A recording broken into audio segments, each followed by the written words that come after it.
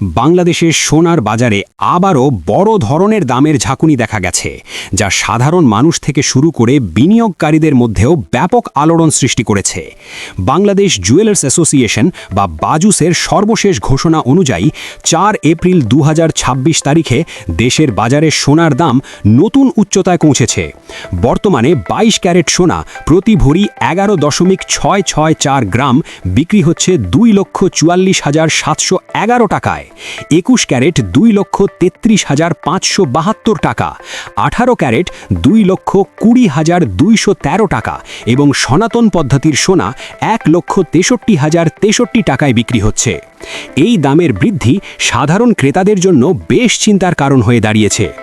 বিশ্লেষকরা বলছেন, স্থানীয় বাজারে তেজাবি রিফাইন্ড স্বর্ণের দাম বেড়ে যাওয়াই মূলত এই মূল্য বৃদ্ধির প্রধান কারণ।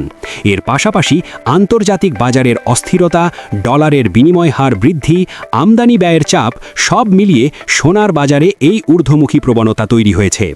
ফলে স্বর্ণালংকার কেনা এখন আগের তুলনায় অনেক বেশি ব্যয়বহুল হয়ে উঠেছে, যা সাধারণ মানুষের জন্য কিছুটা কঠিন পরিস্থিতি তৈরি করছে। এদিকে অনেকেই এখন সোনাকে নিরাপদ বিনিয়োগ হিসেবে দেখছেন, বিশেষ করে এই অস্থির অর্থনৈতিক পরিস্থিতিতে। তবে বিশেষজ্ঞরা পরামর্শ দিচ্ছেন, সোনা কেনার আগে বাজার পরিস্থিতি ভালোভাবে যাচাই করা উচিত এবং পরিকল্পনা করে কেনাকাটা করলে খরচ কিছুটা নিয়ন্ত্রণে রাখা সম্ভব। সোনার দামের এই ঊর্ধ্বগতি কোথায় গিয়ে থামবে তা এখনও অনিশ্চিত, তবে ইঙ্গিত বলছে সামনে আরও বৃদ্ধি পেতে পারে। তাই সচেতন থাকুন, আপডেট থাকুন এবং সঠিক সময়ে সঠিক সিদ্ধান্ত নিন।